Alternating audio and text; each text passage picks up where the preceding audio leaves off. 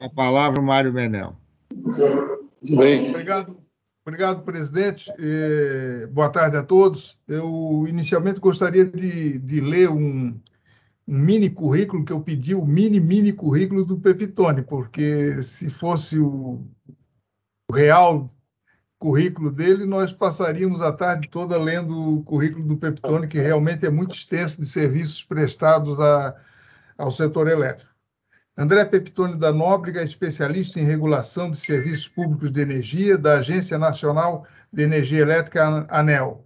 Possui graduação em Engenharia Civil pela Universidade de Brasília, UNB, e pós-graduação em Geotecnia, também pela UNB, e em Teoria e Operação da Economia Nacional pela Universidade de George Washington, nos Estados Unidos da América. Desde maio de 2022, é diretor financeiro da Itaipu Binacional.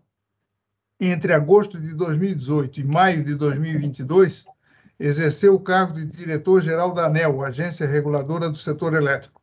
Foi diretor da ANEEL por 2 mandatos consecutivos de 4 anos, entre agosto de 2010 e agosto de 2014, e agosto de 2014 a agosto de 2018. É membro efetivo do Conselho Diretivo da Associação Ibero-Americana de Entidades Reguladoras de Energia, ARIAE, entidade que reúne 27 agências reguladoras de 20 países da Iberoamérica. Exerceu a presidência da ARIAE entre 2018 e 2022 e a vice-presidência entre 2015 e 2018. Entre outubro de 2020 e maio de 2022, foi vice-presidente da Associação Brasileira de Agências de Regulação, ABAR. No exercício de suas funções públicas, foi distinguido com inúmeras condecorações, as quais destacam-se: Comenda da Ordem de Rio Branco, título de cidadão paraibano, Comenda da Ordem de Mérito Anhanguera, maior distinção do governo de Goiás, honra ao mérito pelos serviços prestados ao Distrito Federal, Ordem do Mérito Judiciário do Distrito Federal e dos Territórios, título Personalidade do Ano de 2021 em Energia. E aqui no currículo dele tem uma falha que eu gostaria, Pepitone, de corrigir agora. Em 2021, ele foi homenageado pelo FASE.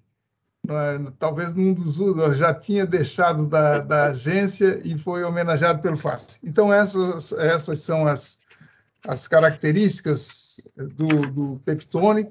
É um engenheiro como nós, está aqui para nos apresentar uma visão sobre Itaipu. Só para nós contextualizarmos, de acordo com a nossa estruturação de reuniões de diretoria, reuniões da diretoria, nós fazemos para o palestrante 5 perguntas. As 5 perguntas que foram feitas para o Pepitone foram as seguintes: Itaipu vem se caracterizando pelo desenvolvimento sustentável da região na qual está inserida. Quais as ações em curso para manter tal característica? E as ações de proteção ao meio ambiente? Segunda, Itaipu apresenta com orgulho seu parque tecnológico. O que está em desenvolvimento? Terceira, falando em tecnologia, a usina passa por uma atualização tecnológica. Quais as perspectivas com essa atualização em termos de longevidade e produtividade? Abrange somente o segmento de geração ou inclui a transmissão? Quarta, qual a contribuição que Itaipu poderá dar em relação à transição energética em curso no mundo e no Brasil? E a quinta, quais os cenários possíveis para a revisão do anexo C do Tratado de Itaipu? Senhores, André, por favor, sua apresentação. Doutor Mário Menel, muito obrigado. Primeiro, quero saudar o nosso presidente da Academia Nacional de Engenharia, o doutor Francis Bogossian, dizer ao senhor e a todos os acadêmicos da honra que sinto estar aqui nessa confraria de acadêmicos, grandes personalidades do nosso setor de infraestrutura nacional. É uma grande deferência, porque, para mim, ter a oportunidade de estar aqui dialogando com os senhores na tarde de hoje. E saudar todos os acadêmicos presentes, na pessoa do doutor Mário Menel, que me formulou o convite para estar aqui. E também quero cumprimentar, como disse, a alegria de ver o doutor Altino. Fazia tempo que eu não tinha contato com o doutor Altino. Cumprimentar o Albert, que foi presidente do CEPEL, que está aqui com a gente, o Ademar, da Abra PCH, associação em que a gente teve a oportunidade de ter grandes interações na época em que estava na direção da ANEEL. E dizer, Menel, também da grande honra que tive ao receber essa homenagem do FASE, que me foi conferida, foi em fevereiro de 2022. Foi logo quando saiu na imprensa, né, a possibilidade de vir aqui para a diretoria financeira de Itaipu, e você já organizou logo lá com as associações, e tivemos uma grande tarde, né, lá em Brasília, na sede da ABIAP. Então, meus amigos, agradecer muito a oportunidade de estar aqui com vocês. E para organizar aqui os trabalhos, eu preparei uma apresentação. A gente está com um probleminha aqui tecnológico, mas que não vai afetar, que eu tenho 2 vídeos na apresentação, mas eu não estou conseguindo colocar o áudio na projeção, então eu não vou projetar os vídeos. Mas não vai nos atrapalhar em nada, era só para enriquecer aqui de informação. Então, vou pedir licença para projetar a apresentação. Todos os senhores conseguem ver a apresentação? Estamos vendo, Peptone. Tela cheia, está ótimo. Tela cheia, né? Perfeito. Então, vamos lá. Bom, diante da conversa que tive com o doutor Menel e até as perguntas que ele formulou, eu procurei respondê-las na apresentação, sem prejuízo de a gente ter um debate aqui ao final. Mas, rapidamente, a gente vai perpassar sobre o histórico e o perfil institucional de Itaipu, falar sobre as usinas e o sistema hidrelétrico brasileiro, então, falar um pouquinho também do setor elétrico brasileiro, tratar da responsabilidade social e ambiental da usina, abordar as ações do PTI e do CBiogás, que são 2 entidades vinculadas a Itaipu, falar dos investimentos que estão acontecendo tanto no âmbito da usina como no âmbito das ações sociais aqui na região, e o tema que todos aguardam, né? Porque acredito que com ansiedade falar um pouquinho do anexo C, que trata das bases financeiras e de prestação do serviço de eletricidade de Itaipu, e, por fim, umas considerações finais. Então, estamos organizados dessa forma. Esse aqui é o vídeo, e não vamos conseguir projetá-lo. Então, vamos lá. Bom, Itaipu, muito dos senhores que estão nos acompanhando, alguns já tiveram oportunidade de estar aqui, né, como é o caso do doutor Altino, mas só resgatar aqui um pouquinho da história e do desafio diplomático que foi a usina de Itaipu. Então, tudo começa na Guerra da Tríplice Aliança, que se sucedeu entre 1864 e 1870, onde já se discutia qual que era a fronteira aqui na região entre Brasil e Paraguai, onde o Paraguai tinha uma política ali bem expansionista. Isso foi sanado em 72 com o Tratado de Paz, que decreta a divisão pelo Rio Paraná. Porém, a divisão pelo Rio Paraná, ela não fica muito clara. E aí começa novamente toda a discussão de como que é a fronteira aqui na região. E isso vem, então, de praticamente quase um século, essa discussão. E em 1960, essa disputa se assevera novamente, que vai desde a região das Sete Quedas até o Rio Apas, onde não havia clareza, onde era a divisa entre o Brasil e o Paraguai. E aí começa, então, a surgir a concepção de Itaipu.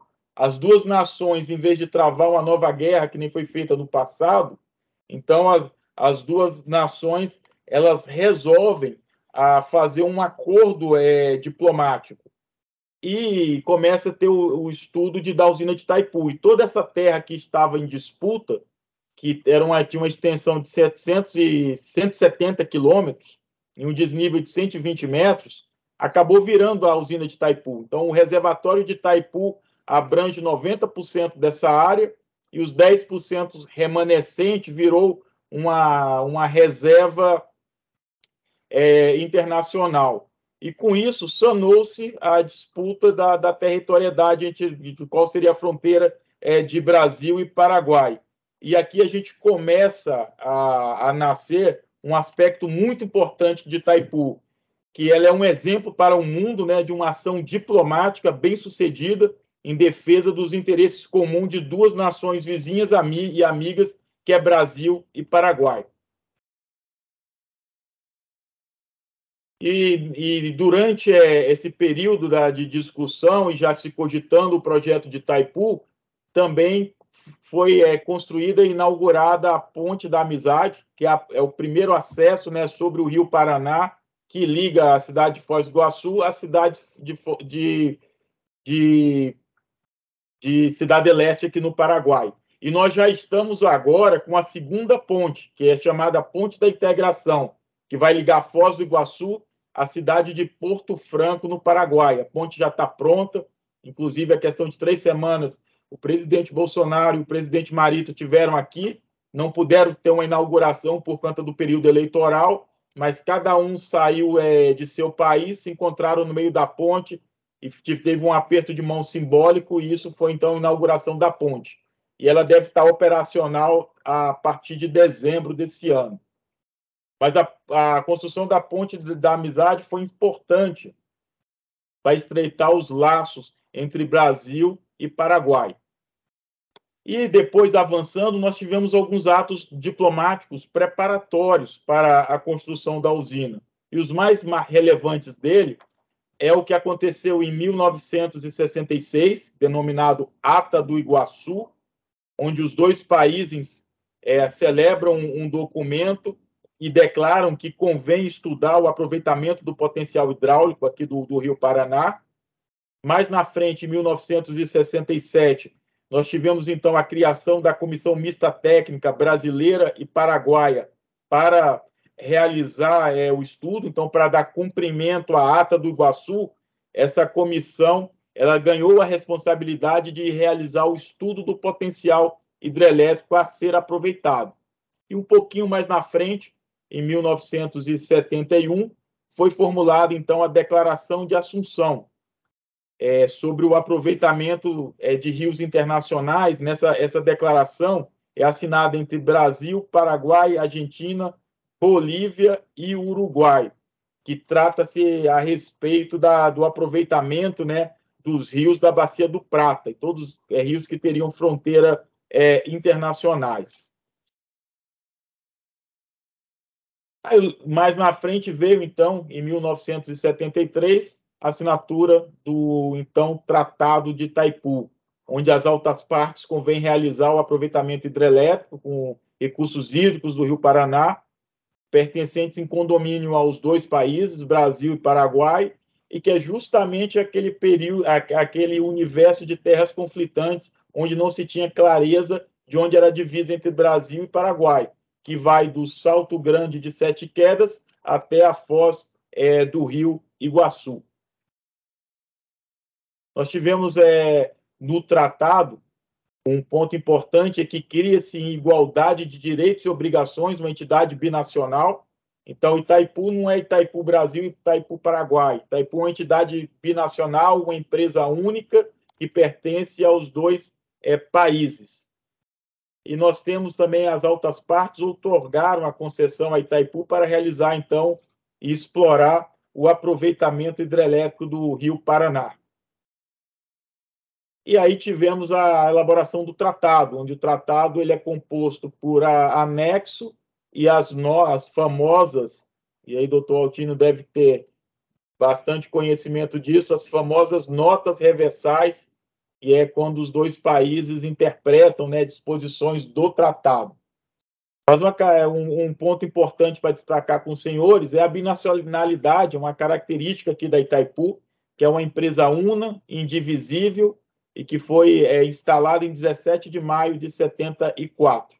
Nós temos uma cogestão com igual número de brasileiros e paraguaios, existe uma paridade, né? E toda decisão aqui, a gente gosta de brincar, Menel, colocando que Itaipu é uma pequena ONU, porque toda decisão aqui, ela exige a concordância dos dois países. Se não houver a concordância dos dois países, as coisas não acontecem, então não avança as proposituras, né? E o tratado, então, ele foi aprovado pelo Congresso do Brasil e do Paraguai e promulgado em 28 de agosto de 1973.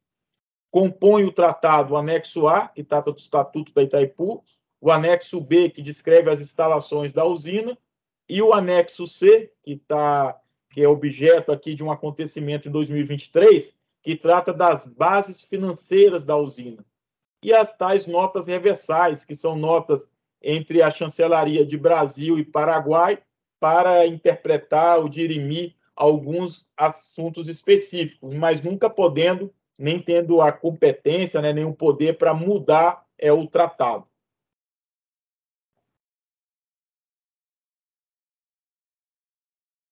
Sobre a natureza jurídica da usina de Itaipu, isso foi sempre muito questionado e discutido, até que tivemos uma decisão do STF que consolidou essa questão. A Itaipu é uma empresa juridicamente internacional, é emergente no campo do direito internacional, com vocação e a finalidade específica de desempenho de atividade industrial como concessionária de serviço público internacional comum a 2 estados, ao Brasil e ao Paraguai. Então, as leis brasileiras não se aplicam a Itaipu, e aqui vamos, especificamente falando, a lei para fazer compra, 866, não se aplica a Itaipu. A 8.112, né, do quadro de pessoas, não se aplica a Itaipu. E as leis paraguaias também não se aplicam a Itaipu. Itaipu tem um regamento próprio, que é o tratado, que foi aprovado nos 2 congressos. Agora, como boa prática de gestão, na administração vem sempre, então, observando, né, apesar de a lei não ser obrigatoriamente imposta à empresa, mas a gente observa os princípios da lei para ter uma boa gestão aqui na Itaipu. Bom, a usina, ela tem um capital social de 100 milhões de dólares, que foi dividido entre Eletrobras e a Andes, 50 milhões de dólares. Cada um devia ter que aportar 50 milhões de dólares para constituir o capital social inicial da Itaipu Binacional. A Itaipu Binacional, então, contraiu empréstimos que foram garantidos pelo Tesouro Nacional Brasileiro para permitir a construção da usina. O capital inicial para a construção era de 12 bilhões de dólares, e o total final do investimento foi 27 bilhões de dólares. E aqui tem uma curiosidade, que na hora de constituir o capital inicial, o Paraguai não teve condições de aportar os 50 milhões de dólares. Então, foi o BNDES que aportou os 50 milhões de dólares para suprir essa necessidade do Paraguai. E aqui tem alguns marcos interessantes da usina. Primeiro, em 1974, então, foi instalada a empresa. E começou, então, o canteiro de obra.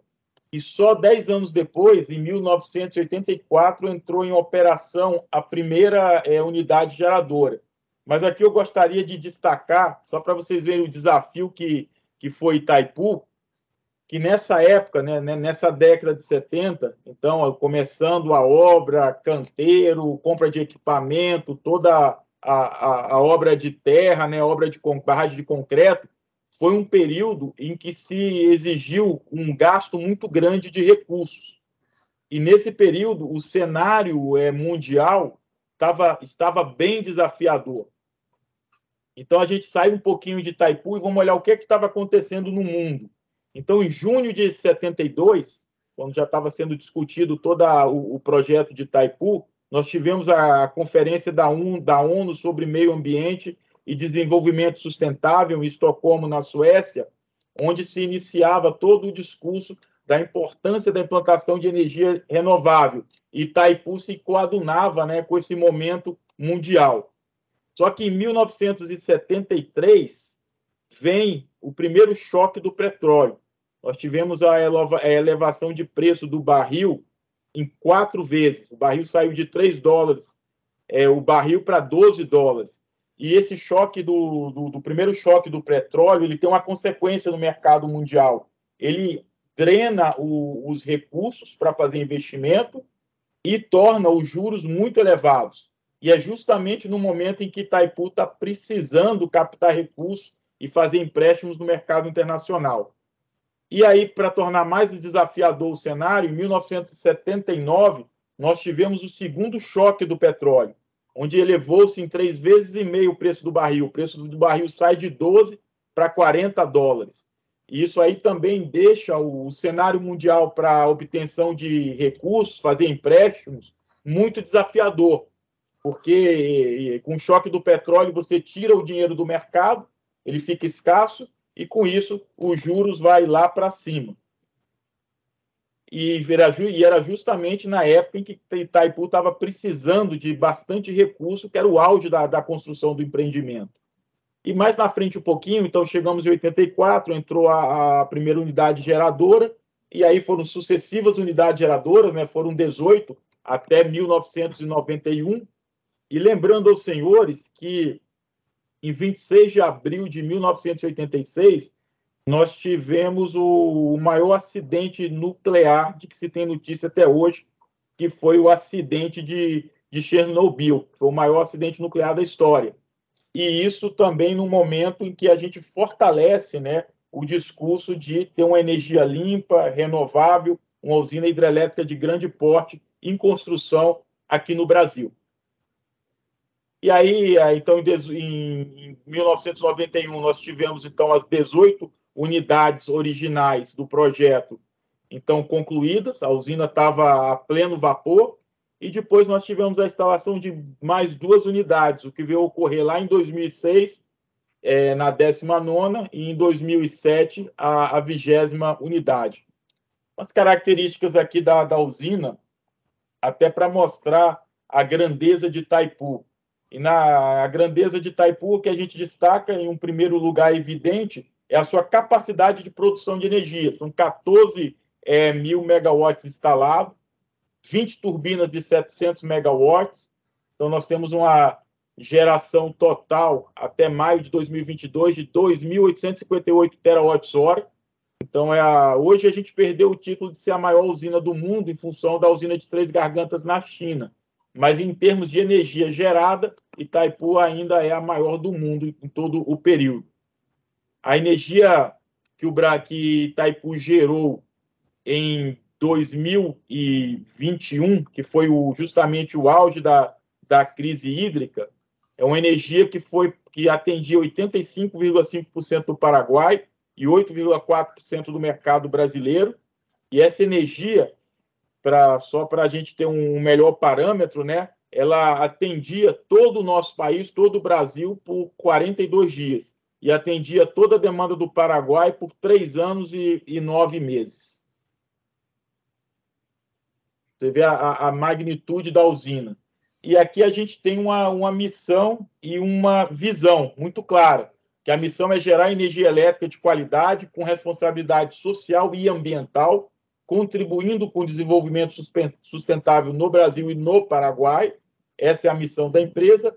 E a visão é ser uma entidade binacional moderna, colaborativa e comprometida com a integração regional, reconhecida pela excelência na geração de energia limpa e renovável e pela sua contribuição ao desenvolvimento sustentável de Brasil e Paraguai. Bom, a governança de Itaipu, a gente tem uma paridade. A nível de conselho, diretoria e superintendência, sempre tem um par brasileiro e um par paraguaio. Quando você vai para um escalão inferior à da superintendência, que é os departamentos e divisões, aí há a binacionalidade na chefia. Se a superintendência tem 2 departamentos, um é chefiado por um brasileiro, um é chefiado por um paraguaio. Então, nós temos 6 conselheiros no Brasil e 6 conselheiros no Paraguai. Nós temos 6 diretores brasileiros e 6 diretores paraguaios. E as diretorias elas se subdividem na diretoria geral, aí depois tem a diretoria técnica, a diretoria financeira, a diretoria de coordenação, a diretoria de administração e a diretoria jurídica. E qualquer matéria para andar, como abordamos lá no início, exige a paridade de decisão. Então, qualquer documento é assinado tanto pelo diretor brasileiro como pelo seu par paraguaio. Só assim as matérias prosperam na empresa. Bom, e aqui eu concluo esse overview inicial da usina de Itaipu. Agora vamos ver a usina de Itaipu no contexto do setor elétrico brasileiro, até para a gente poder discutir um pouquinho sobre o anexo C. Vou pegar uma água aqui. sobre o anexo C, né? O tratado ele foi feito há 50 anos atrás, e hoje o ambiente do setor elétrico é outro, daquele momento em que o tratado foi elaborado. E tudo isso vai influenciar, sim, nas discussões do anexo C. Então, rapidamente aqui falando, apresentando o nosso Brasil no cenário mundial, o Brasil é um gigante.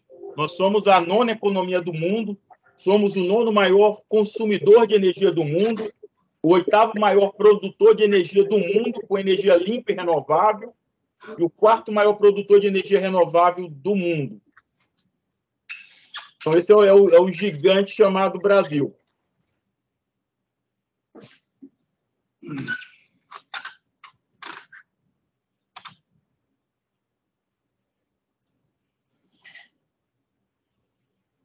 Passei demais aqui, deixa eu voltar.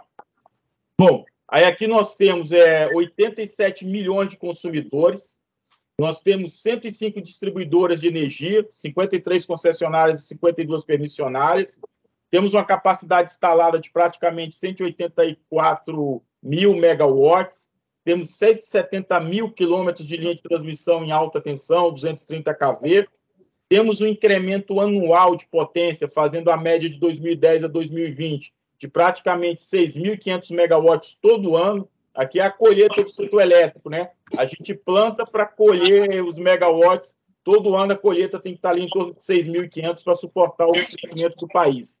E aqui outro dado assim muito importante, até diante da dimensão do nosso país, é que o país está 99,9% universalizado. Então, tem acesso, a gente pode dizer que o Brasil tem acesso universal à energia. E no cenário mundial, que se aplica aqui ao Brasil também, nós estamos tratando da digitalização do consumidor, das tecnologias disruptivas e da sustentabilidade ambiental. É isso que está na pauta mundial sendo tratada sobre a transição energética. E aqui, para mostrar o que é essa transformação que está acontecendo, nós tínhamos até o ano de 2012 a figura do consumidor de energia. Em 2012, a ANEEL editou aquela resolução famosa, né, a 486, que permitiu o consumidor produzir a sua própria energia. Aí nós criamos a figura do prosumidor, é aquele que produz e consome. E logo depois, praticamente em 2014, 15, com a chegada do veículo elétrico, nós criamos uma terceira figura, a do gestionador. E veja a velocidade das mudanças. O gestionador é aquele que consome, produz e também faz a gestão da energia. Com a bateria do veículo elétrico, esse consumidor pode decidir que hora que ele vai injetar a energia do sistema, do veículo para o sistema, ou que hora vai absorver energia do sistema para a bateria do seu carro. E essa figura está ficando cada vez mais importante, né, e crescendo bastante, tanto no mercado mundial como no mercado nacional. E, meus amigos, eu trouxe aqui um slide para procurar demonstrar toda essa transformação que está acontecendo no setor elétrico. Essa figura ela não está diretamente associada ao setor elétrico, mas a sua sequência vai nos fazer refletir sobre a velocidade com que a tecnologia vem evoluindo nos últimos anos e o que naturalmente também tem repercutido no setor elétrico. Então, essa foto ela mostra a posse do Papa Bento XVI em 2005 na Praça de São Pedro, no Vaticano. Aí veja o que acontece poucos anos depois. Em 2013, 8 anos depois, apenas 8 anos depois, nós temos agora a posse do Papa Francisco. E veja o novo padrão de comportamento do público envolvido, com quase toda a totalidade dos fiéis tirando fotos com seus aparelhos celulares e tablets. Então, é esse tipo de transformação que vai acontecer nos próximos momentos no setor elétrico mundial e nacional também. E veja, isso foi em 2013. E veja agora o que acontece em 2020. Na mesma praça de São Pedro, no Vaticano, a oração do Papa Francisco para o fim da pandemia em 2020. Então, essa foto, ela mostra, foi um dos momentos mais memoráveis do ano de 2020, mostra o Papa Francisco rezando sozinho na Praça de São Pedro, pedindo o fim da pandemia, mas observem, senhores, que fisicamente ele está sozinho, mas ele está sendo acompanhado por milhões e milhões de pessoas em todo o mundo assistindo essa notável cerimônia de suas casas. Então, essa força dessa tecnologia, da inovação que está mudando comportamentos, vai adentrar e mudar comportamentos no setor elétrico. E quebrando essa sequência de fotos do Papa, veja o que acontece aqui com a Hillary Clinton em 2016. Então, mostrando a mudança de comportamento. Ela é candidata a presidente e as pessoas de costa para ela, mas num total sinal de apreço à pessoa dela. E aí essa postura, esse comportamento balizado pelo avanço tecnológico. O que antes era você estar de frente aplaudindo a pessoa, agora o avanço tecnológico mudou. É você estar de costas e todo mundo querendo tirar uma selfie com ela. Então, eu acho que essa sequência de 4 fotos que eu escolhi para colocar aqui na palestra, doutor Francis, ela permite nos sensibilizar com essa transformação que vai acontecer no setor elétrico e nesse ambiente que nós vamos ter, então, para discutir as novas bases, né, das regras financeiras do Tratado de Itaipu. E o futuro ele está bem próximo, a gente está aqui acompanhando no mercado nacional, discutindo a abertura do mercado, armazenamento de energia, usinas híbridas, veículo elétrico que cria a figura do gestionador junto com as baterias, micro-redes. Então, estamos num momento de ampla inovação em que é importante o setor, o nosso órgão regulador, os formuladores de política públicas permitirem que toda essa inovação adentre ao setor elétrico nacional para trazer eficiência, para melhorar a qualidade do serviço de energia elétrica e, sobretudo, para reduzir os preços para os consumidores. Bom, e aqui eu trago um mapa de uma das maiores discussões do momento, que é a abertura de mercado. Só relembrando, senhores, que essa abertura do mercado ela era esperada desde 2000 e ela veio acontecer somente em 2018, em dezembro de 2018, com a portaria do Ministério, que então reduziu, né, a capacidade de quem pleiteava aí ao Mercado Livre, reduzindo de 3 mil a demanda para 2.500 para 2, e depois vieram sucessivas portarias dando a trajetória seguinte. E aí eu chamo a atenção que, no dia de hoje, foi publicado no Diário Oficial da União a portaria 50, de 27 de setembro de 2022, que diz que todo o mercado de alta tensão, ou seja, classe A, ele pode ser livre a partir de 2024. Então, é nesse ambiente que a gente está discutindo aqui as bases econômicas agora de Itaipu, que foram formuladas há 50 anos atrás. E uma característica do Brasil é que tem 84% do seu parque gerador de energia limpa, de energia renovável, e é composta por uma matriz diversificada. E aqui o doutor Altino, como secretário de Planejamento, quando o período que atuou no Ministério de Minas e Energia, contribuiu bastante para isso. Depois do advento, né, do racionamento que tivemos em 2001, o Estado brasileiro resolveu diversificar sua matriz, e aí avançamos com biomassa, com solar, com térmica a combustível e a gás natural, com eólica, que a eólica já representa 11% da potência instalada do país, e veja que a hidráulica, que lá em 2021 era 85%, 90% da capacidade instalada do país, hoje ela se desidrata para 56%, fruto desse trabalho, né, dos últimos 20 anos, de diversificar a matriz. E o importante é que, mesmo com essa diversificação, a matriz preservou o caráter renovável. 84% da nossa matriz é renovável.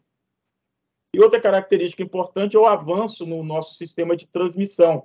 Muitos dos senhores aqui são do segmento de transmissão, então a gente tinha um Brasil na década de 60 a 90, e a grande evolução no sistema começou a acontecer a partir dos anos de 2000, onde o sistema começa a se interligar completamente, e essa interligação, claro, os senhores bem conhecem, favorece enormemente a operação, sendo possível intercambiar energia entre regiões, e foi essa interligação que nos salvou no ano passado da crise hídrica, onde grandes blocos de energia solar e eólica, que era gerada no Nordeste, foi transportada para o Sudeste para atender aquele subsistema, né, que estava carente de energia em função dos reservatórios estarem num nível muito baixo. Nós temos um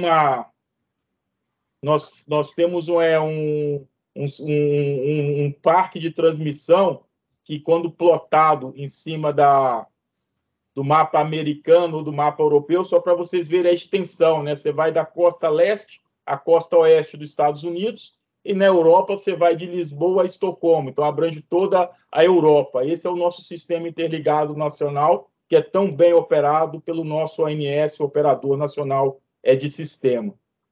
E aqui o sistema de Itaipu. Itaipu são 10 máquinas gerando em 50 Hz, 10 máquinas gerando em 60 Hz.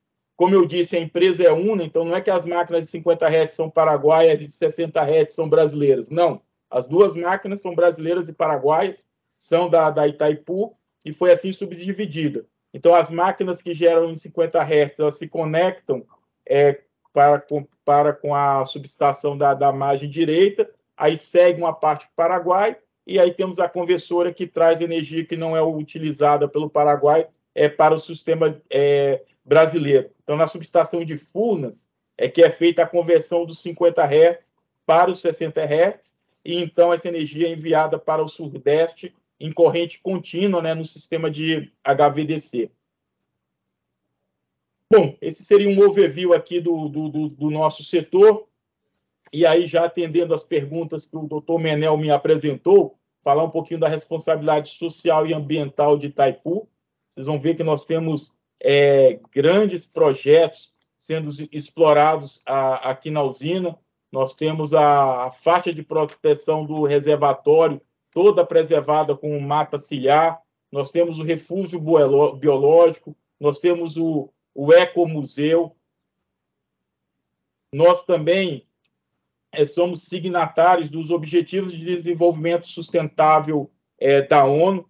Então, o Itaipu e o Departamento de Assuntos Econômicos e Sociais da ONU, que é a UNDESA, lançaram em março de 2018 a parceria, né, de soluções sustentáveis entre água e energia.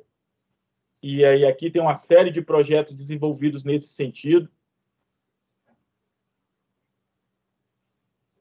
Aqui, discriminando um pouquinho, nós temos 217 microbacias protegidas em 55 municípios. Temos esse corredor da biodiversidade, né, que é a massa ciliar em volta do reservatório, que abrange mais de 100 mil hectares de reservas biológicas. Nós temos 177 estações de limpeza de agroquímica, 1.300 quilômetros de proteção de massa ciliar. Então, Itaipu ela é um exemplo de cuidado com a natureza.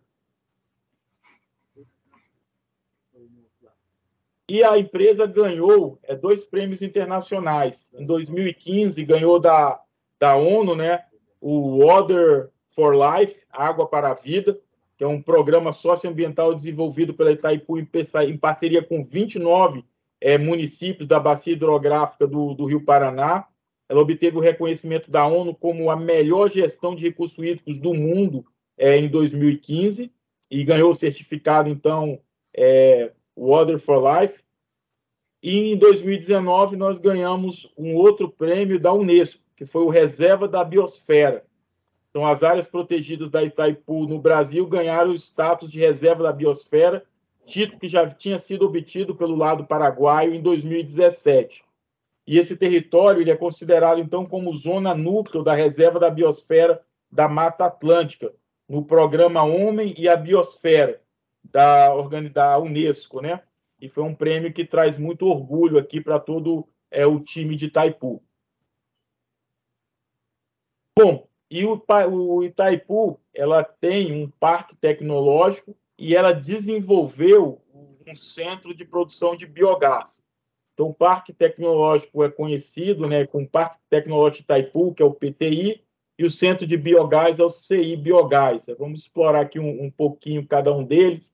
O Parque Tecnológico de Itaipu ela tem uma missão de gerir um ecossistema de inovação do Parque Tecnológico de Itaipu para desenvolver ciência, tecnologia, inovação e negócio, resultando em riqueza e bem-estar aqui para a sociedade, e tem um propósito de integrar a transformação de conhecimentos e tecnologias em soluções para o progresso da sociedade e atender todas as demandas aqui das diretorias de Itaipu no que diz respeito a avanço tecnológico. Então, há uma sinergia, uma integração muito forte. E atuando em diversas áreas temáticas, eu vou até já direto aqui, onde a gente tem vários programas em automação e simulação de sistemas elétricos, ciência e educação, empreendedorismo inovador, energia renovável com hidrogênio verde, estrutura de barragem, incubação de negócio, ações de segurança cibernética em baterias, ou seja, é uma entidade muito rica, muito atuante e que garante, né, a promoção do desenvolvimento sustentável aqui da usina e dessa região do Paraná. E nós temos também o CBiogás, que tem o desafio, né, aqui tem uma suinocultura muito forte aqui no Paraná, então ele tem o desafio de transformar um passivo ambiental em ativo energético. Geração distribuída estratégica no local, contribui com a descarbonização e a bioenergia e o biocombustível, e contribuindo também alinhado com os objetivos da transição energética. É uma entidade que está presente em todos os fóruns e congressos, né, que está acontecendo no país. Hoje mesmo estavam lá apresentando trabalhos no Rio Oil and Gas, que está acontecendo. E aqui nós temos, então, um exemplo aqui de uma ação do Sobiogás, que é nessa... Opa! Eu perdi aqui a apresentação. Opa, voltou. Então, nessa granja Colombari, no município aqui de São Miguel do Iguaçu, que inclusive foi um experimento que permitiu a ANEEL desenvolver a resolução 482. Antes nós tivemos como piloto esse projeto da granja Colombari. Nós temos o caso aqui da Central também de Bioenergia de Toledo. E o CBiogás, então, é uma entidade que ela identifica oportunidades de negócios. Tem serviços de laboratório, estruturação de arranjo tecnológico, construção de modelo de negócio, capacitação de recursos para investimento, projetos de especificação técnica de plantas, implantação, planejamento e gestão de obra, comissionamento de plantas, operação assistida de plantas e comercialização de energia. Então, oferece todo esse trabalho para aquele público interessado. Então, aqui eu acho que era importante caracterizar tanto o PTI como o CBiogás, que agrega bastante valor aqui para a região. E Itaipu realiza também bastante investimento aqui na região. E nós temos dois tipos de investimentos. Nós temos investimentos no setor elétrico e nós temos investimentos sociais também. E no setor elétrico está acontecendo dois importantes projetos na usina. O primeiro é a revitalização do HVDC na subestação de Furnas, onde vai ter um investimento de R$1 bilhão por parte de Itaipu. E isso é bom porque, como é dinheiro público, isso não vai virar tarifa para o consumidor brasileiro. E também a atualização tecnológica da usina, onde vamos ter um investimento de R$2,3 bilhões. Bom, sobre a revitalização do HVDC, então o projeto é revitalizar o bipolo 1 do sistema de HVDC de Furnas em 600 kV e substituir os equipamentos do bipolo 2 relativo ao sistema de controle, supervisão, proteção, telecomunicação e controle mestre. Então, esse projeto foi assinado em dezembro de 2020 e vai ter vigência de 60 meses na sua execução. E, como eu disse, como o dinheiro é oriundo da Itaipu para fazer esse aprimoramento, então não tem impacto na tarifa do consumidor. E no HVDC Furnas, então, tem a competência de promover a licitação, gerenciar e fiscalizar a execução do projeto e a prestar contas da aplicação do recurso financeiro do R$1 bilhão. E compete a Itaipu acompanhar a execução do convênio. Nós firmamos um convênio com Furnas para executar essa atividade, realizar o repasse do recurso financeiro segundo um cronograma de desembolso e analisar a prestação das contas efetuadas por Furnas. E o segundo investimento que estamos fazendo no setor é a atualização tecnológica, onde ela se divide em 4 componentes da usina. Mas primeiro nós temos aqui os componentes da usina, que nós temos a barragem, que tem uma vida útil aí de seus 200 anos, e está em excelente estado. Nós temos os equipamentos eletromecânicos, que têm uma vida útil de 50 anos, e está em estado, a gente pode dizer, muito bom. E aqui são as turbinas, geradores e os trafos. Depois nós temos os equipamentos elétricos e eletrônicos com vida útil de 30 anos. Então, ou seja, estamos já no final da vida útil, já estão obsoletos e com dificuldade de sobressalentes. E os sistemas computacionais, que têm vida útil de 10 anos, então já está totalmente obsoleto. E aí precisamos, então, fazer essa atuação tecnológica. E essa atualização ela consiste no seguinte: na usina, vamos atualizar os controles centralizados, o sistema das unidades geradoras, os sistemas da subestação de 500 kV, os serviços auxiliares, os sistemas do vertedor, o sistema de medição e faturamento e cabos. Na subestação do lado paraguaio, que recebe a energia que vai em 50 Hz, nova sala de controle, equipamentos de alta tensão, sistema de controle e proteção, sistema de detecção e combate a incêndio e transformadores auxiliares. Não vão ser objeto da atualização tecnológica os equipamentos mecânicos, que é a turbina, gerador, transformador, comporta e o conjunto de transformador regulador da subestação do lado paraguaio, que é a margem direita. E então, essa ação da atualização tecnológica está dividida em 4 frentes, que é o objeto 1, que trata da usina, o objeto 2, da estrutura de apoio, o objeto 3, da subestação, e o objeto 4, que são os serviços de engenharia. E aqui atendendo também uma pergunta que me foi feita sobre detalhar o que será atualizado, né, nessa atualização tecnológica. E aqui estão os contratos. O contrato 1 da atualização da usina é um consórcio brasileiro-paraguaio. O contrato 2, que é a construção de almoxarifados, é um consórcio paraguaio. O contrato 3 também, que é estamos chamando de 2B, que é uma construção de um centro tecnológico e um almoxarifado também, é uma empresa paraguaia. A atualização da subestação da margem direita é um consórcio binacional Brasil e Paraguai. E o objeto 4, que é a engenharia de apoio, também é uma ação de Brasil e Paraguai. Então, é assim que se subdivide, né, a atualização tecnológica. E aqui o mapa da usina, onde a gente mostra as praças de atualização tecnológica. Então, tem o edifício da produção, que é o número 1 ali da atualização. Aí depois vem a subestação da margem direita, depois os almoxarifados, que estão aqui em amarelo.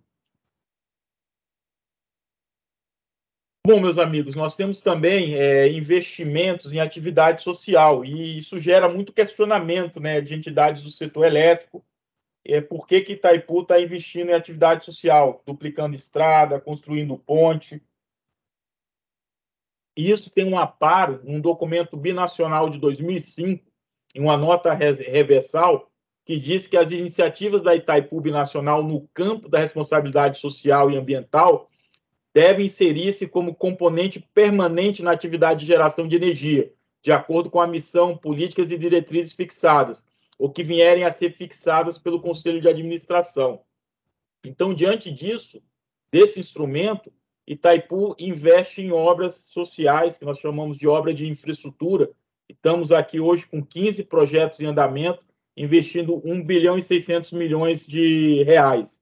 E digo aos senhores que Itaipu impulsiona o desenvolvimento regional com a construção dessas obras estruturantes. E a mais grandiosa delas é a segunda ponte sobre o Rio Paraná, a ponte da integração, que é a segunda interligação entre o Brasil e o Paraguai, é uma ponte que tem 760 metros, e aí, senhores, todo mundo aqui é engenheiro, tem um vão livre de 470 metros, que é o maior vão livre da América do Sul. Então, é um desafio grande de engenharia. E dizer aos senhores que essa ponte da integração ela vai potencializar ainda mais o intercâmbio econômico, social e cultural do Brasil com os demais países do Cone Sul. E, como disse, deve ser inaugurada até dezembro. Aqui era o outro vídeo, né, que ia passar as obras de Itaipu, mas a gente está sem áudio. E já chegando aqui ao final, vamos ao anexo C, que é a base financeira de Itaipu. Então, primeiro, de desmistificar um tema, de que em 2023 vai ser trocado o anexo C. Não é bem isso. O Tratado de Itaipu diz que o presente tratado entrará em vigor na data da troca dos instrumentos de ratificação e terá vigência até que as altas partes contratantes, mediante novo acordo, adotem decisão que estimem conveniente. Aí o anexo C, no seu item inciso 6º, trata da revisão e fala o seguinte: as disposições do presente anexo serão revisadas após o decurso de um prazo de 50 anos, a partir da entrada em vigor do tratado, que foi 13 de agosto de 73, tendo em conta, entre outros aspectos, o grau de amortização da dívida contraída por Itaipu para a construção do aproveitamento e a realização entre as potências contratadas pelas entidades de ambos os países. Então, isso significa dizer o quê? Que a partir de 13 de agosto de 2023, a gente pode ter um novo documento das bases financeiras da usina, que é o anexo C.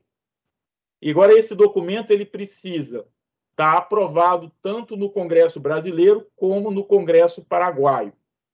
E, enquanto não tiver a aprovação desse novo instrumento, continua válido o termo atual. E aqui, só para os senhores terem uma ideia, o Paraguai tem uma usina binacional com a Argentina, que é a Ciretá, uma usina com 3.000 megas de potência instalada, e o anexo C deles já está há 10 anos em negociação e até hoje não foi aprovado.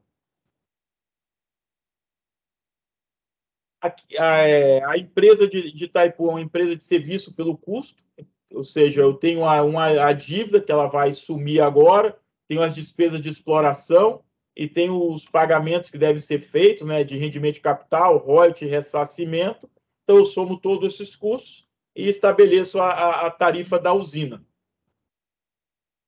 A tarifa da usina ela vinha fixa, né, em R$ 22,60 nos últimos 13 anos, desde 2009, e agora, em 22, ela teve a primeira queda para R$ 20,75 devido à redução da dívida. Até 2021, a dívida era de 2 bilhões de dólares, e em 22 a dívida passou a ser de 1,4 bi, e no próximo ano, 23, vai ser de 300 milhões, e depois se encerra. A dívida, com um olhar até 2021, quando era 2 bilhões de dólares, ela representava praticamente 63% do orçamento da empresa. Era um valor bastante alto. O orçamento da empresa era de praticamente 3 bi e 300 milhões de dólares. Nesse gráfico, então, a gente mostra, né, o valor da dívida. Ela vem flat ali com 2 bi 100, chega em 22, cai para 1 bi 400, chega em 23, cai para 300 milhões de dólares, e aí ela se encerra. Aí a dívida remanescente aqui não tem relação com a construção da usina, mas é questões relativas às fundações aqui de Itaipu. E isso tudo é uma oportunidade, né? A gente está falando que o orçamento da empresa, 63% era dívida. Se eu tiro 63%, significa que a tarifa tem um potencial de despencar substancialmente. E aí vem toda a negociação, né, do anexo C. Aqui só um detalhe, que quem comercializava a energia do Itaipu era a Eletrobras. Com a capitalização da Eletrobras, então ela foi sucedida pela Embepar. Essa sucessão aconteceu no dia 17 de junho de 2022. Então, agora, as nossas tratativas é com a Embepar. Itaipu se relaciona com a Embepar, faz o pagamento da potência da energia de Itaipu, e a Embepar passa as cotas para distribuidoras, né, do lado brasileiro. E ela faz a gestão da conta de comercialização de energia de Itaipu. Hoje, no modelo atual, isso não tem relação com o anexo C, tá? Isso já pode ser alterado, independente da alteração do anexo C, é a questão das cotas. Nós temos 33 distribuidoras recebendo cotas de Itaipu. A que mais recebe é a Enel São Paulo, CEMIG. Então, são as empresas do Sul, Sudeste e Centro-Oeste. E para os senhores verem, a energia de Itaipu, ela é uma energia cara para o mercado brasileiro. Aqui nós temos um gráfico, a fonte é a CCE, que mostra o custo de energia de Itaipu versus o custo dos leilões. Então, nós temos o resíduo sólido urbano, que apresenta o preço mais alto, 596,7 o valor do quilowatt-hora, do megawatt-hora. Itaipu, a 354. Gás de processo, 337. Então, vocês podem ver que Itaipu era, até isso aqui é um gráfico de 2021, é uma energia cara. Eu peguei também, tivemos agora o processo de reajuste das tarifas da concessionária do Paraná, a Copel, então até para ver o mix de energia da Copel, né? Então, nós temos os contratos no ambiente regulado e energia de base. Energia de base é a cota de Angra, as cotas da Eletrobras e Itaipu, que é cota também. E depois a energia do ambiente regulado, que são os CCARs.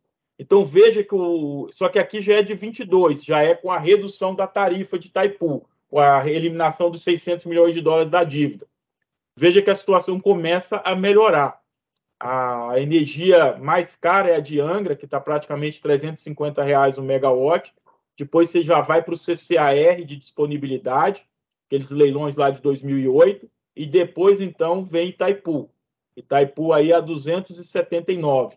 E observe que o valor da energia do complexo do Madeira e do Xingu, que é Santo Antônio de Giral e Belo Monte, está a praticamente 170. Itaipu ainda podendo perder esses R$100 e praticamente se igualar, né, ao valor de energia lá do Madeira e do Xingu. E tudo isso está sendo foco do debate agora com o anexo C. Quem está tratando das negociações do anexo C são as altas partes, né, que são as chancelarias dos dois países. Como eu disse, o anexo C ele foi concebido há 50 anos atrás, com o propósito de garantir recebíveis compatíveis com os vultuosos financiamentos para a construção do empreendimento. Isso foi importante, cumpriu o seu papel, porque assegurou o fluxo de caixa, fluxo financeiro, né, para quitar os financiamentos da usina de Itaipu.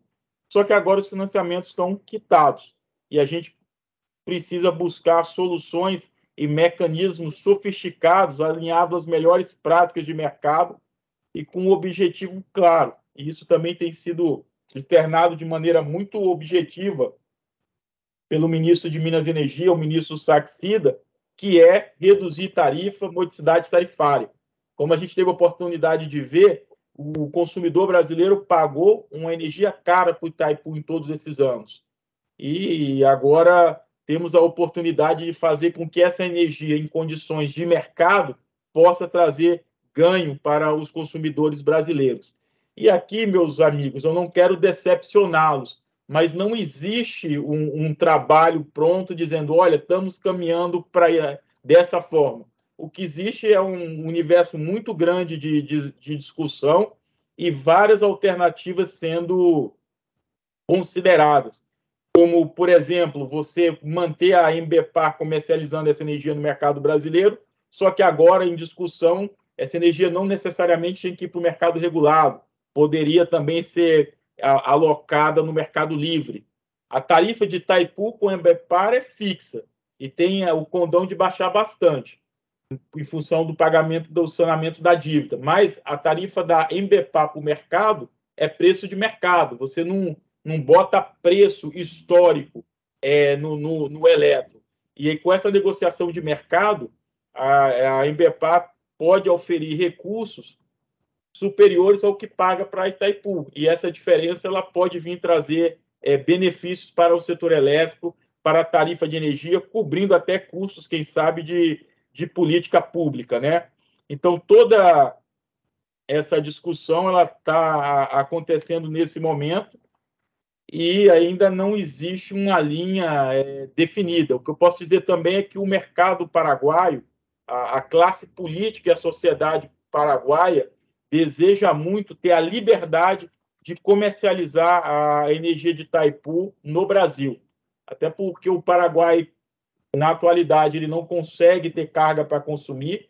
De acordo com o planejamento do país, isso só deve acontecer a partir de 2035, e ele não tem também instalações físicas para levar essa energia para outros países. Só resta o mercado brasileiro. E eu acho, diante de toda essa discussão de liberdade que nós estamos travando no momento, tenho a convicção de que isso aí deve ser uma linha, de o Paraguai poder negociar livremente os 50% da energia que ele tem direito da usina de Itaipu. E já finalizando e agradecendo a atenção de vocês, acabei me estendendo um pouco, afinal de contas o assunto aqui é bem motivador, né? Só reforçar que Itaipu é uma obra de engenharia, não apenas uma obra de engenharia, mas uma conjunção de engenharia, diplomacia, um exemplo de obra jurídica e de financeira também, onde atestamos agora que o planejamento deu tudo certo. A partir do ano que vem, nós quitamos a dívida. E que esse tratado que firmamos com o Paraguai é uma referência internacional, a gente é procurado aqui por diversas embaixadas e países para entender essa relação com o Paraguai e os termos do tratado, né, que foi firmado há 50 anos atrás e está em vigor até hoje, e que a usina ela tem uma importância estratégica para o desenvolvimento sustentável do Brasil e do Paraguai, e diante dessa onda da transformação energética, Itaipu tem a possibilidade de transformar o Brasil numa Arábia Saudita da produção de energia limpa e renovável. Meus amigos, eu agradeço imensamente a atenção de todos até o momento. Peço desculpa por ter me estendido, mas já devolvo a palavra aqui ao nosso moderador, o doutor Menel, e já estou à disposição aqui para que a gente possa fazer um debate. Muito obrigado pela atenção dos senhores. Obrigado, Pepitone, foi excelente. Eu tenho aqui comentários até do nosso ex-reitor da USP, o Varran, que está tendo dificuldade com a rede, teve que sair, mas, de um modo geral, todo mundo satisfeito com a sua apresentação. Foi realmente muito interessante. A gente está vendo que teríamos assunto para umas 4, 5 horas, né? Você apressou bastante para conseguir cumprir nesse prazo. Então, eu deixaria agora aberto para a pergunta dos nossos acadêmicos. Por favor, quem quiser se manifestar, levante a sua mão aí no nosso... Nós temos uma mão levantada aqui. Primeiro, o Altino. Doutor Altino, por favor, sua pergunta. Bom, primeiro eu quero cumprimentar o Pepitone pela sua brilhante apresentação. Eu gostei muito, me fez recordar de muitas coisas interessantes nos 5 anos que eu trabalhei lá em Itaipu. E como diz a música popular brasileira, recordar é viver, né? Então, eu quero parabenizar, foi muito bem feita. Eu queria levantar 2 pontos, que um deles é uma curiosidade, seria uma pergunta. Veja, na questão ambiental, Itaipu desenvolveu a escada de peixes lá no Rio Paraná. E naquela ocasião havia muita dúvida como isso funcionava, no começo começou a funcionar bem, e eu acho que surgiu alguma dificuldade, depois eu não tive mais notícia, porque a escada de peixe, ela permitiu, 120 metros, é a maior do mundo, permitiu que os peixes na Piracema passassem, inclusive, dos 7 quedas, portanto, nesse sentido, Itaipu até melhorou. Eu não sei se tem alguma informação que possa dizer o funcionamento dessa experiência, que é um aspecto ambiental extremamente importante. Esse é o primeiro item. O segundo item é apenas uma pequena reflexão, que é o seguinte, veja, a moeda de Itaipu é dólar. Então, ela foi estabelecida dólar porque é uma empresa binacional dos dois países, etc. E o financiamento de Itaipu foi feito em dólares americanos, pela Eletrobras. E a Eletrobras, inclusive, securitizou essa dívida junto ao Tesouro Nacional. Então, era importante que esta parcela do custo de Itaipu, que é em dólar, fosse mantida até o final do financiamento. Bom, estamos em 2023 concluindo esse financiamento de Itaipu, que é dolarizado, certo? Bom, então, veja bem, a outra parcela em dólar é uma parcela muito pequena, que é a remuneração do capital, que é uma parcela relativamente pequena. Todos os outros custos de Itaipu, seja aqueles diretamente de energia elétrica ou de obras na região, inclusive os custos de operação, os royalties, tudo são em moedas nacionais. Então, eu não sei se nesta revisão do anexo C, que trata das questões financeiras, não seria o caso de, pelo menos, iniciar uma avaliação, o Brasil e o Paraguai, sobre uma perspectiva, não digo de imediato, porque já tem tantas questões complexas no anexo C, que talvez não fosse o caso de inserir isso. De alguma maneira, digamos, não dolarizar mais, digamos, os custos de Itaipu. Tá certo? E tentar obter, digamos, uma espécie de cesta da moeda brasileira e Paraguai. Eu vejo que o momento atual que o mundo está vivendo, isso pode ser uma vantagem, porque nós estamos assistindo aí variações de câmbio entre as moedas internacionais, agora a libra inglesa chegou igual ao dólar, o euro também, quer dizer, ou seja, então continuar com a dolarização da tarifa de Itaipu significa introduzir, vamos chamar assim, um certo risco cambial, e com essas mudanças que estão acontecendo no mundo, isso tem algum impacto nos consumidores. Claro que as correções podem ser feitas no ano seguinte ou algum mecanismo de correção ao longo do ano. Mas eu vejo uma vantagem, tá certo, de desdolarizar a tarifa de Itaipu, até porque os custos não estão ligados à dolarização, com exceção apenas da remuneração do capital, que poderia ser discutido entre os dois países. Bom, é apenas uma reflexão e gostaria de ouvir desses dois tópicos os comentários do Pepitone. E, mais uma vez, quero lhe cumprimentar para a apresentação completa. Quer dizer, quem não está familiarizado com Itaipu passou a entender claramente a importância dessa usina, tá certo? Que é um exemplo para o mundo de entendimento entre dois países, viu? Muito obrigado. Viu? Bom, posso responder, Menel, ou tem mais alguém? Não, tem mais perguntas, mas eu prefiro que você responda o Altino e depois nós vamos para a pergunta do Albert. Certo. Bom, primeiro, doutor Altino, sobre escada de peixe. A escada de peixe, ela está atendendo ao fim a que se propôs, está funcionando perfeitamente, permitindo, né, a transposição, né, desse peixe até das 7 quedas, e é um sucesso aqui das ações ambientais da empresa. Eu não conheço a história toda do passado, não sei se chegou até a problema no passado, o senhor até me despertou essa curiosidade agora e vou até questionar os técnicos lá envolvidos, mas hoje em dia ela atende plenamente o transbordo, né, de peixe de um lado para o outro, funcionando com total êxito, tá? Não tem nenhum problema ambiental. A época da Piracema aqui ela é bem rica. E o outro ponto que você nos traz é um ponto sensível e de grande relevância. E, como eu disse, ele tem que estar aderente ao contexto da época. Quando estávamos lá na formulação do tratado, em 70, havia a perspectiva de se fazer um grande empréstimo para viabilizar a construção da usina, de uma usina gigante, 14 mil mega de potência instalada. E a moeda ali que trazia essa estabilidade era o dólar. Hoje em dia, a realidade é outra, ou seja, temos duas realidades diferentes. Primeiro, a realidade da empresa. Nós não precisamos mais de empréstimo nenhum. A Itaipu hoje não busca empréstimo no mercado, teve sua dívida já toda amortizada, então não preciso ter, como você colocou, as questões da empresa aqui validada em dólar. E depois é o cenário geoeconômico mundial, diante de tudo que está acontecendo, e a gente observa essas questões relativas à universalização, né, em que havia uma integração muito grande, e agora, com a guerra da Rússia na Ucrânia, coloca em xeque toda essa perspectiva mundial de integração. Então, a gente começa, eu tenho certeza que o modelo produtivo mundial, depois desse período da pandemia e da guerra da Rússia, ele mudou.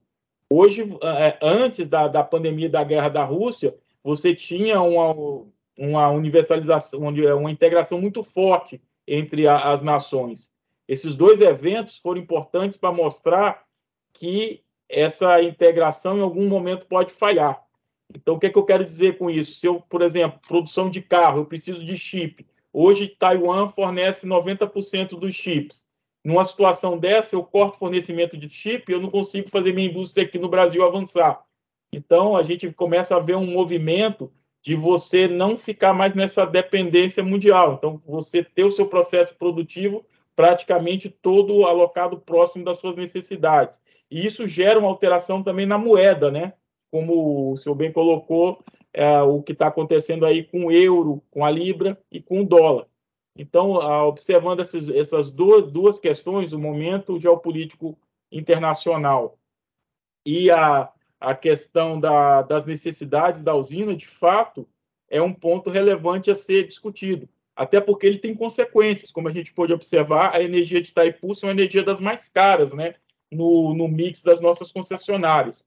Aqui é uma usina hidrelétrica, ou seja, é a forma mais barata de geração, e o fato de ter seus custos atrelados ao dólar leva, então, a essa situação, entre outros fatores, de ter uma energia cara para o nosso consumidor. E estamos tendo a oportunidade agora de rever isso. E não tenho dúvida que vai ser, com certeza, uma discussão importante que vamos enfrentar na nova restabelecimento do anexo C. Obrigado, Pepitone. Vamos agora à pergunta do acadêmico Albert. Albert, por favor. Mais do Albert. Obrigado, Manel. E aí, pro André, é uma satisfação estar uma reunião contigo depois de algum tempo. Faço coro ao Alpino da completeza da tua apresentação e também do aspecto didático também, né? Parece que nasceu em Itaipu, não está aí há tão pouco tempo. Então, parabenizo por isso. Obrigado. E na questão de Itaipu, relacionada aí a desenvolvimento sustentável, transição energética, eu queria só dar um depoimento.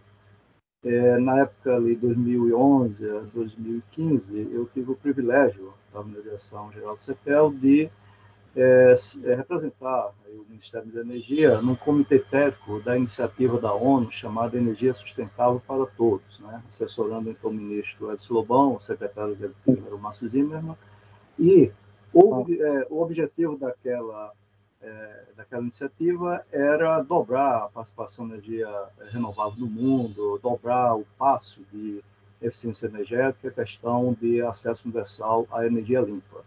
E, como sempre ocorre, houve questionamentos sobre a consideração dentro dessa iniciativa de usinas hidrelétricas de grande porte. E um dos elementos que a gente utilizou para convencer, né, os diversos representantes dos países na iniciativa foi o exemplo de Itaipu. Tivemos aí até o apoio do SAMEC, né, para levar os grandes exemplos de Itaipu como uma usina sustentável sobre todos os aspectos de sustentabilidade. Até na questão da escada de peixe que a gente colocou lá, na época que Itaipu foi construída, não era pré-requisito para você obter a licença. E Itaipu fez de forma voluntária, né? Programas aí como Cultivando Água Boa, etc. Então, Itaipu foi um marco relevante para a iniciativa. Por que eu estou citando essa iniciativa? Porque ela foi a predecessora da meta do mundo sustentável, a meta 7. Ela nasceu dessa iniciativa da ONU. Então, isso aí foi muito importante, o exemplo de Itaipu. Agora, na questão de pergunta, e você destacou muito bem a questão do aspecto renovável da nossa matriz elétrica, com as renováveis intermitentes eólica e solar que está vindo, o papel das hidrelétricas em firmar essas energias e não ter esse serviço ancilar de segmento de carga, por exemplo, de firmar essa energia que, quando há de forma intempestiva, né, a queda abrupta de ventos de geração de energia eólica, por exemplo, são as hidrelétricas que têm capacidade de, assim, firmar o sistema, ter a reserva girante ali para atender o equilíbrio carga-geração. E isto não é remunerado, não é nem reconhecido, nem remunerado. Então, nesse processo que a gente está, e como sempre a gente tem que melhorar, né, o ambiente regulatório, o marco nacional, mostrar essa questão de reconhecer e valorizar esses ativos. E uma usina como Itaipu tem um papel fundamental nisso. Então, essa seria a minha pergunta. E, mais uma vez, satisfação aí em te ver. Obrigado. Obrigado, Albert. Você fez uma excelente pergunta. Primeiro, eu vou também dizer da satisfação e da alegria de te ver. Tivemos tanto tempo juntos, né, nas reuniões do CMSE, enfrentando desafios, né, para garantir a segurança do suprimento ao Sistema Interligado Nacional, acho que em 2014, 2015, né? A gente passou um desafio grande, mas deu tudo certo graças à competência dos atores envolvidos e você é um dos principais deles. Mas, olha, você traz um ponto muito importante. Como a gente pôde ver, o Brasil hoje tem 84% da sua energia renovável. E o que faz e dá garantia para que o Brasil tenha 84% da sua energia renovável são as usinas hidrelétricas. O Brasil ele tem uma vantagem competitiva muito grande em relação aos outros países do mundo, em função dessa sua natureza limpa e renovável da sua matriz energética. Agora, olhe que efeito interessante que está acontecendo. A gente tem as eólicas e as solares adentrando no nosso sistema. E todos aqui conhecem com profundidade a intermitência dessas fontes. Então, você entra grande bloco de energia e sai grande bloco de energia. Nenhum outro sistema poderia conviver com isso se você não tivesse uma base sólida de energia firme. E quem permite isso são as hidrelétricas. Aí aqui a gente está falando de Itaipu, de Belo Monte, de Jirau, de Santo Antônio e das hidrelétricas do grupo Eletrobras. Essas hidrelétricas elas oferecem segurança e resiliência ao Sistema Interligado Nacional, oferecem massa girante, pesada inércia, controladores, né, adequados de tensão e frequência, flexibilidade e o principal, rampa de geração rápida. É impressionante quando a gente olha o mapa de carga e geração do país, principalmente o de geração. Quando vai dando 17, 18 horas, você vê o bloco de solar caindo e o bloco da geração hidrelétrica subindo numa rampa aqui de Itaipu, de você crescer de 4 a 5 mil megawatts em coisa de 3 horas. Então, observe o que está acontecendo no nosso sistema. As hidrelétricas, elas proporcionam as condições para que essas fontes, as outras fontes renováveis intermitentes, possam avançar, no caso das eólicas e das solares, em função dessas características que a gente acabou de citar. Só que o avanço dessas outras fontes está afetando a remuneração das hidrelétricas, porque elas não estão gerando. Elas não estão gerando para, claro, você tem vento, gera com vento. E não que a gente seja contra isso, tá? É um papel importante que as hidrelétricas exercem, como disse, dá ao Brasil essa vantagem competitiva, mas o que é que está faltando agora? O que está faltando é uma correta alocação de custo. E é isso que a gente tem que levar para o governo para discutir, que a gente precisa remunerar esse serviço que está sendo prestado. E remunerar não significa criar uma taxa adicional para cobrar na tarifa. Como eu disse, é alocar de maneira correta custo, que hoje não está alocado. Então, você tem que alocar o custo em quem está causando o custo. E as hidrelétricas, elas olha que coisa, que evento interessante, doutor Altino. O senhor que é um barrageiro consagrado, está acontecendo hoje. As hidrelétricas, elas fornecem as condições para que as solares e a eólica avancem, e o avanço da solar e da eólica retira a receita da hidrelétrica. Então, é uma situação que não está nada equilibrada. E eu acho que essa discussão ela é urgente. A gente está buscando até se mobilizar com um grupo do que estamos chamando das 4G, que é Santo Antônio, Jirau, Belo Monte e Itaipu. Eletrobras ainda não adentrou em função de questões óbvias, né, que foi capitalizada agora, mas o passo seguinte é um objetivo de trazer as hidrelétricas da Eletrobras para esse grupo, para a gente levar ao governo essa situação. E estamos fazendo aqui um estudo para que a gente possa enunciar com precisão essa questão. Muito obrigado. Tema cor. Obrigado, Pepitone. Nós temos aqui eu tenho uma mensagem aqui, antes de passar para o Miguel. Eu tenho uma mensagem do Ricardo Virinich. Ricardo, você quer dar uma cumprimentada aí no Pepitone diretamente, em vez de ser pelo chat? Boa noite, prazer em revê-lo, doutor Pepitone. Eu só parabenizei a sua apresentação, porque ela foi bem ampla. E eu, como labuto muito na questão de defesa dos consumidores, vejo que a sua pessoa, nesse cargo de Itaipu, é importantíssima exatamente pelo que o senhor mostrou aí da questão tarifária. Então, como o senhor conhece a questão tarifária, sabe bem dos efeitos que isso tem para o mercado.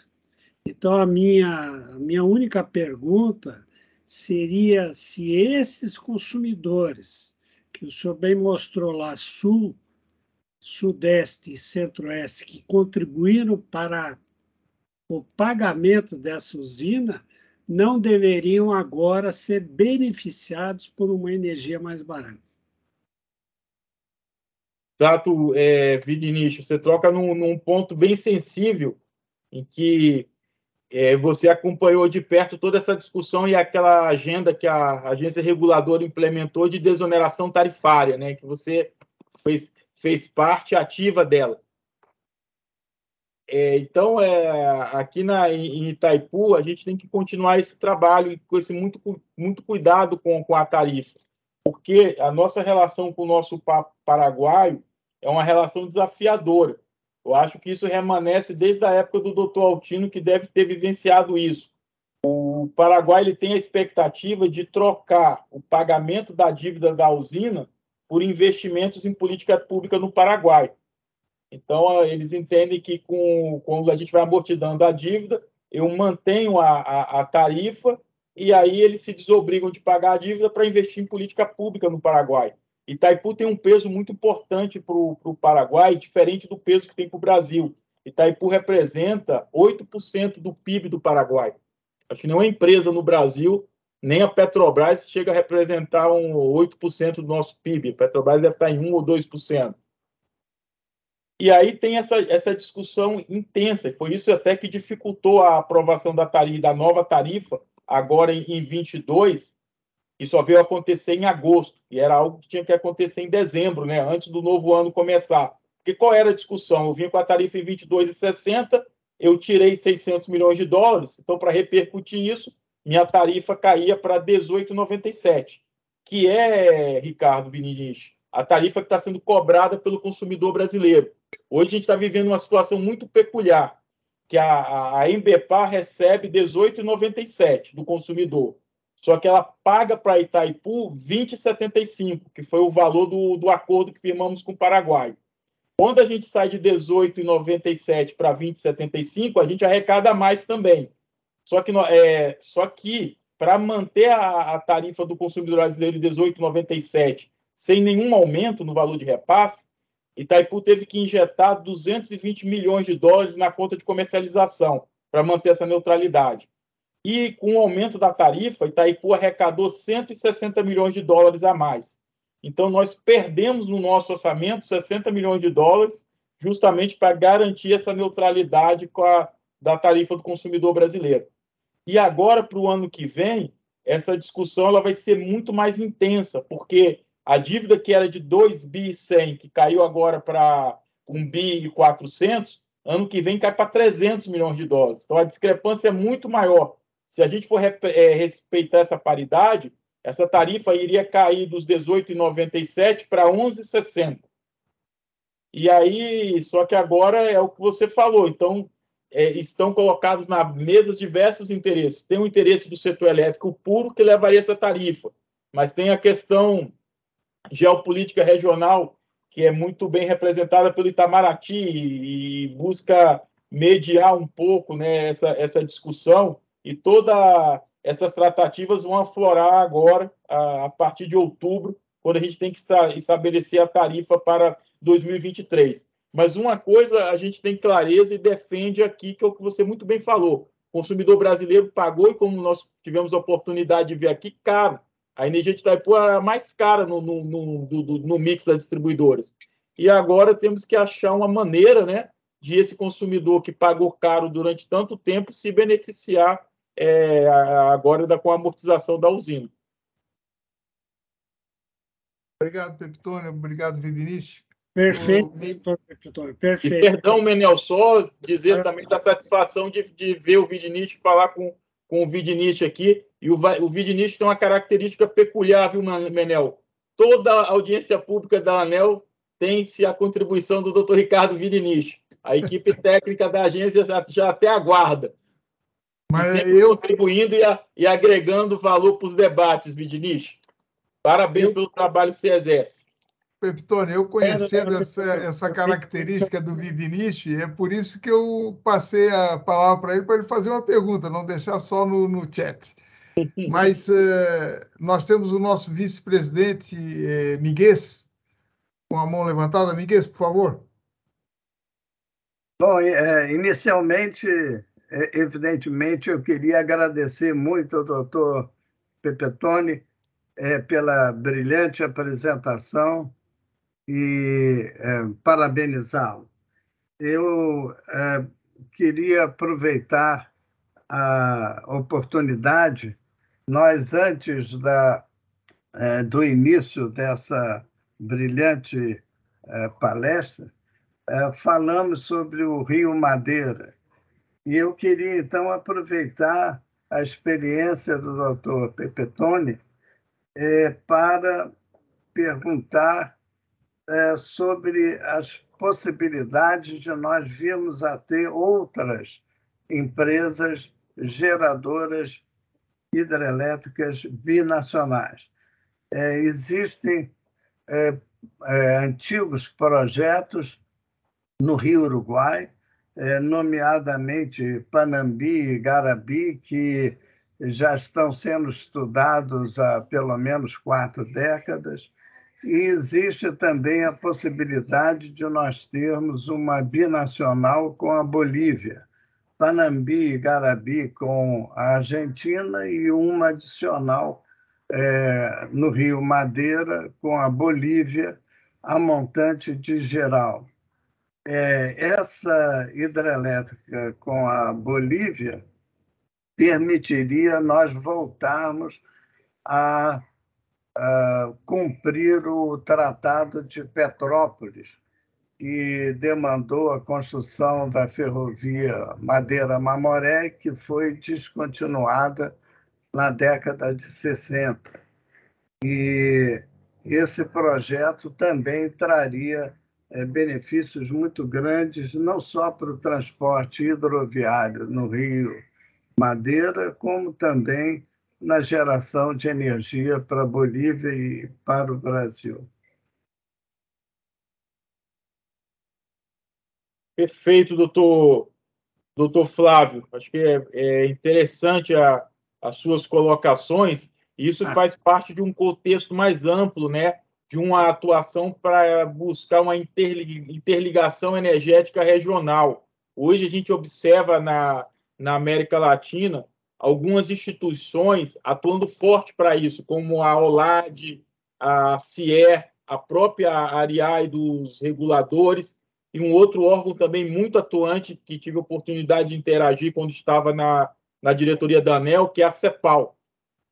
E todos eles com um objetivo comum: criar esse mercado energético regional na América do Sul, na América Latina. Isso já está bem avançado na América Central. Na América Central, a gente tem essa interligação entre os países fluindo com todo o êxito e até com marcos regulatórios já concretizados. Porém, nós estamos aqui muito incipiente na América do Sul. O único exemplo de sucesso que a gente tem aqui na América do Sul é o caso do Brasil com Itaipu, né, com o Paraguai, e a binacional do Paraguai com a Argentina, que é a Yacyretá. Só que a Yacyretá enfrenta grandes dificuldades, pelo incrível que pareça, diferente de Itaipu, você não tem reunião de conselhos conjuntos, você não tem reunião de diretoria conjunta, né, Paraguai e Argentina, e a governança lá está muito difícil. Mas temos potenciais importantes a serem desenvolvidos, o senhor citou alguns deles, temos, adicionando ao que o senhor citou, um potencial importante na Guiana, que pode interligar, entrar no Brasil por Roraima. Nós tivemos um evento importante do setor elétrico essa semana, que o ministro Saxida anunciou, que foi o acordo judicial que vai permitir, finalmente, a construção da linha Manaus-Boa Vista. Eu fiquei lá nesse mandato que eu tive da ANEEL, praticamente todo o tempo atuando para buscar solução para a execução dessa linha.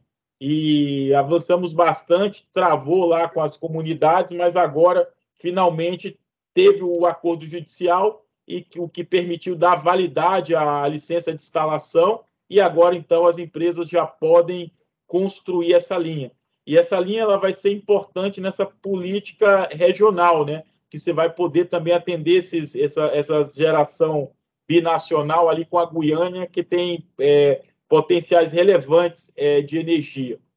Mas, agora, isso trata-se de uma estratégia de governo, né? Onde, como disse, há vários simpatizantes. Na mesma linha que estamos avançando com a tecnologia, com a modernização do setor, essa tendência mundial da transição energética, a gente observa essa mesma sintonia com todos os atores e diversos órgãos internacionais para buscar essa maior integração energética da América Latina. Mas, assim, de fato concreto mesmo, eu não vejo nenhuma ação ainda a ser tomada. E são empreendimentos relevantes, como o senhor bem colocou, que, poxa, se a gente faz aquela binacional no Madeira, a montante de Santo Antônio e Giral, você vai agregar uma energia importante nas duas usinas, sem falar da própria energia da nova usina, que tem grande dimensão, né? A gente está falando de uma outra aí de mais de 3 mil megas de potência instalada. Então, digamos assim, é uma característica natural que a região tem e que precisa ser explorada. E aí, agora, a gente precisa de negociação, né, internacionais para que a gente possa usufruir do potencial que a região oferece. Mais uma vez, muito obrigado pela excelente resposta e analisando as perspectivas futuras. E eu pediria se o senhor pudesse disponibilizar a sua apresentação e também os 2 vídeos que não foram possíveis de serem apresentados, nós agradeceríamos muito. Perfeito. Eu vou interagir aqui com o Menel, eu pegar o e-mail aqui do Menel, quer dizer, já tenho, né? Pelo OneDrive, a gente vai achar uma maneira de passar a apresentação para Menel, aí Menel fica aí responsabilizado para compartilhar com todos vocês. Pode deixar, será um prazer. Temos mais algum acadêmico que queira fazer uma pergunta? Não tendo, eu teria 20 para fazer, mas não vou fazer nenhum, não vou fazê-las agora. Então, porque nós estamos com o horário avançado e, como eu disse, seria necessário um prazo maior para a gente poder discutir com mais intensidade várias questões que surgem dessa revisão do anexo C. Mas eu queria, então, passar, mais uma vez, agradecer a sua presença, o seu pronto atendimento ao nosso convite, né? E o brilhantismo da apresentação, que realmente foi muito clara. E Pepitone, sinceramente, primeiro aquela parte inicial que você mostrou, a guerra do Paraguai, um negócio interessante que não é muito divulgado de Itaipu, quanto que a dificuldade de estabelecer corretamente as fronteiras, E é um caso que o Paraguai até hoje, né, quando eu vejo alguma notícia do lado do Paraguai, eles até hoje reclamam, né, e por isso eles querem cobrar alguma coisa a mais de Itaipu. Mas eu queria passar a palavra para o nosso presidente, para os agradecimentos e o encerramento da nossa parte inicial da reunião. Presidente Francis, por favor. Muito obrigado. Mais uma vez, obrigado a você, Menel, por ter tido essa brilhante ideia de trazer o nosso diretor executivo da Itaipu, que demonstrou mais uma característica positiva. É um excelente expositor. Eu conheço muitos técnicos renomados que, na hora de explicar, não são tão claros. É uma apresentação que a gente fica com pena quando ela acaba. Tive o doutor Altino como professor. Opa! Então, eu acho que nós devemos pensar numa segunda etapa da sua apresentação, se for viável, nós estudarmos isso, quem sabe, no início do ano vindouro, para nós podermos aproveitar mais. E vamos divulgar o conteúdo depois que conseguirmos a cópia. Nós gravamos tudo e os elementos complementares que o Miguel ressaltou, e o senhor disse que vai encaminhar ao nosso Menel, nós, em mãos, vamos divulgar entre os nossos acadêmicos. Então, mais uma vez, muito obrigado